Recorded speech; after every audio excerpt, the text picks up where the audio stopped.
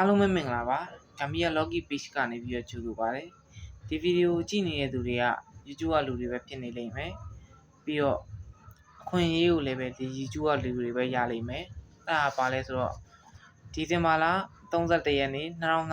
2025ဒီဇင်ဘာလ31ရက်နေ့ကနေပြီးတော့2026ဇန်နဝါရီလ1ရက်နေ့မနက်7:00နာရီအထိအဲ့အတော်တွင်းမှာလာပြီးတော့မေးထားတဲ့လူတွေ4ယောက်အတွက်ကိုပထမဆုံး4ယောက်အတွက်ကိုအစီအရင်တွေကိုလုပ်ပေးပါမယ်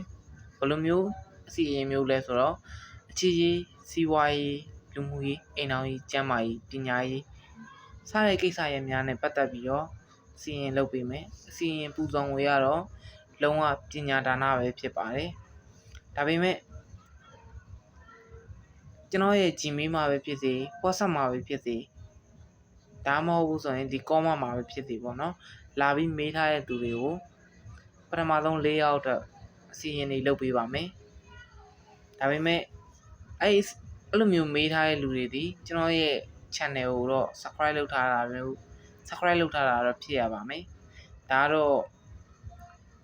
တောင်းဆိုမှုပေါ့နော် subscribe လေးတော့လုပ်ထားသေးခြင်းနဲ့အဲ့လိုမျိုးလုပ်ထားတယ်ဆိုရင်တော့ကျွန်တော်ဘက်ကနေပြီးတော့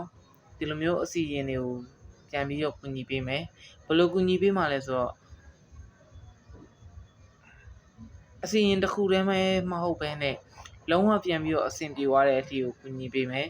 အင်ချမ်းမြေရောင်းဝယ်ဆိုရင်လည်းပဲအင်ချမ်းမြေရောင်းထွက်တဲ့အထိကိုအဲ့အစီအရင်ကိုလုပ်ပေးမယ်အဲ့ဒါတော့ကတော့လုံးဝပညာဒါနကတော့ပညာဒါနအနေနဲ့လုပ်ပေးမှာဒါပေမဲ့အကယ်၍ကိုကစင်ပြေသွားတယ်ဆိုရင်လည်းပဲပူဇော်ငွေအနေနဲ့ဆရာကိုကြောလို့ရတယ်ဒါပေမဲ့အဲ့ကြောတဲ့ငွေတွေအားလုံးကိုလည်းပဲလိုအပ်တဲ့နေရာတွေပရာဟိတမှာလိုအပ်နေတဲ့နေရာတွေဥပမာအားဖြင့်ကလေးငယ်ကျောင်းတွေမိဘမဲ့ဂေဟာတွေအဲ့လိုမျိုးနေရာတွေမှာသွားပြီးတော့လှူဒန်းပေးပါမယ်အဲ့တော့အစီရင်လာလုပ်တဲ့သူတွေအနေနဲ့